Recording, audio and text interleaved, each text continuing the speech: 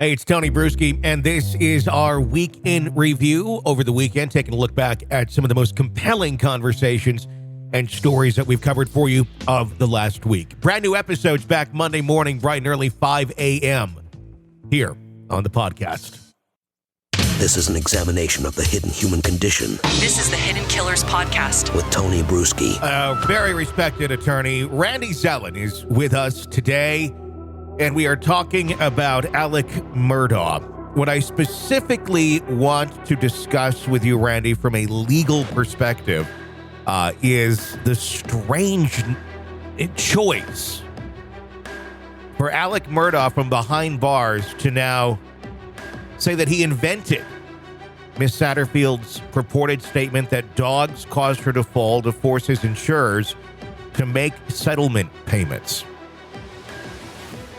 It's very bizarre. It almost seems evil, as if trying to punish the Satterfield family, trying to make the insurance companies think, well, the money is over there. We should recover that from that family. But that's not really what seems to be going on at all. Murdaugh, obviously, a convicted murderer, a serial liar.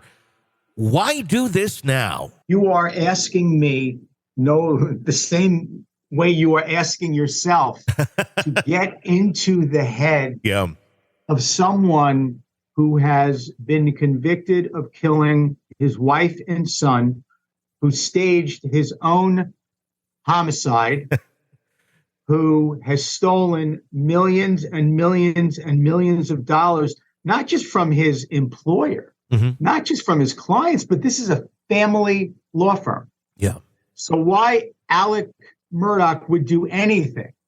I don't know that there is a human being equipped intellectually, professionally, or other who can say, I understand why he did this.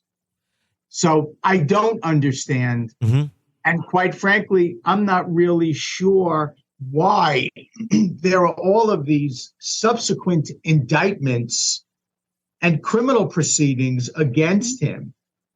How many life sentences can you give one human being? Now, it's one thing if they're doing it in an effort to try to trigger some other insurance or fund or mechanism for victims to recover. But other than that, I mean, the taxpayers at some point should wake up and say, why are we doing this? Yeah. That seems to be the question. The thing I land on the most is exactly what you just said, or the victims of him having their own moment of justice. Obviously, he's in jail forever, but to have it set in court, to have him found guilty on the charges of what he did, rather than just push them under the rug because it doesn't matter really that much anymore whether he's found guilty, I would think that would be another one. There's no doubt, again, for me, it is one thing if there is some common sense and practical reason. I'm not talking about a legal reason. This for me comes down to just because you can do something doesn't mean that you always should. But, for example, there are instances where if a lawyer steals clients' money, various state bar organizations require that attorneys pay into a fund every year. And that fund is used to compensate victims of attorney thefts.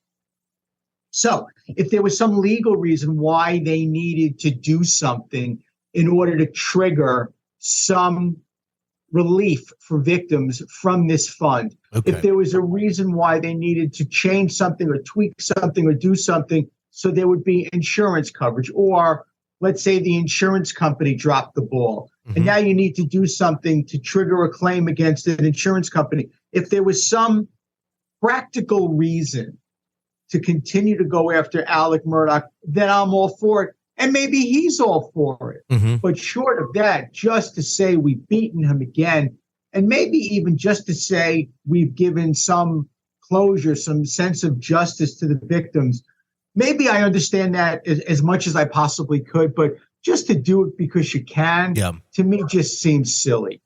The insurance company, Nautilus, asking now for the money back after that revelation that was made, but they're not quite sure where they're going to get it. Murdaugh is saying, well, it was for this family, but he never gave it to that family. Exactly. So listen, maybe this is some ingenious thing that is above my pay grade and above my intellectual comprehension where, okay, the insurance company is doing this to get the money back from the law firm. Now look to the law firm's insurance company to pay out. And then the insurance company then can turn around and give the money that they recover from the law firm's insurance company to the family of Gloria Satterfield. Maybe that's what's going on. Mm-hmm. And I just have not practiced long enough, and I've been doing it for 35 years, to have been able to see that from the get-go. Yeah, I mean, it's very bizarre the way this is going. Eric Bland, the attorney for the Satterfields, asking the judge, obviously, not only to deny the request to dismiss the confession of judgment, but also ask that the court send a strong message to Murdaugh and his attorneys to stop victimizing the victims, his clients, and weaponizing the legal system against them to try and extract this sort of money, even going as far as saying that the attorneys should be sanctioned.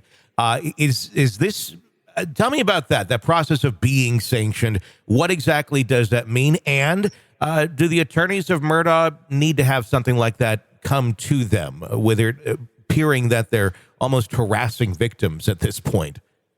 Well, when you talk about sanctions, sanctions is a tool used by the court to punish an attorney.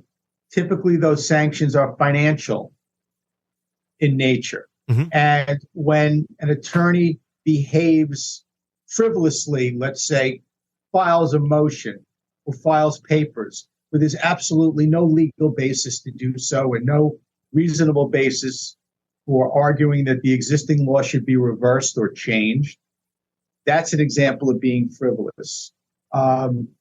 Being held in contempt of court where your behavior is inconsistent with the proper decorum to be observed by an attorney, that could render you subject to sanctions. If you continue to ignore an order of a court, that could be something that would subject you to sanctions in addition to being found in contempt of court. And then, of course, listen, you go around and you're harassing witnesses, you could be charged criminally with tampering with a witness. Mm-hmm. So I will say that far more often than not, the threat of sanctions, unless it's coming from the court, is typically taken with a grain of salt when it's coming from another lawyer, threatening a lawyer with sanctions. Mm-hmm. So it's not as it's made to be dramatic when the Eric Bland is saying that. It's a very different lawyers way. Say it against other lawyers all the time. Sure. It's a soundbite. Okay. When a judge says it, now you stand up and square your shoulders and take notice. Okay, that makes sense. Why do you think, and I just want your opinion here, why do his attorneys still stick with him? Why are they still his attorneys at this point? Why haven't they walked away from the madness that is Alec Murdaugh? Is there in any way, shape, or form that this is a good professional move for them to stick with him? Well, I think we can answer it in a few ways. Number one, there's the old saying that even bad press is better than no press at all. Mm-hmm. Second of all, it does give them the opportunity to try to get Murdaugh's story out there, their story out there in terms of trying to right any wrongs. Also, keep in mind that to the extent that there are active court proceedings going on, the only person who can let an attorney out of a case is the judge. Okay. You can't just walk away when you filed a notice of appearance in a court. You can't just simply say, I quit. It's for a judge to let you out. And maybe they're concerned that the judge won't let them out. There could be, again, a whole host of reasons. This case checks off so many boxes of just the bizarre and the pushing of the envelope of our entire system of justice and what goes on, that it's actually, I think, life, what is it? It's life imitating art or art imitating life. In other words, what's actually going on is more astounding and more unbelievable than what someone could script for a movie or a Netflix series. This is an examination of the hidden human condition. This is the Hidden Killers Podcast. The Hidden Killers Podcast. With Tony Brueski. Always a trip, I guess you could say, as we try to examine the inner workings of Alec Murdaugh's mind. You got to wonder sometimes if he even really knows how it's working or why. If you like the podcast, be sure to press subscribe wherever you download podcasts so you don't miss any breaking episodes or discussions of our cases. You can get an ad-free experience through Apple Podcasts right now. Go ahead and check that out on Apple Podcasts. You can try it for 3 days free. When you become a premium subscriber, you get access to all of our podcasts in their entirety, ad-free, the whole True Crime Today family. Check that out on Apple Podcasts. I'm Tony Brueski. Stay with us.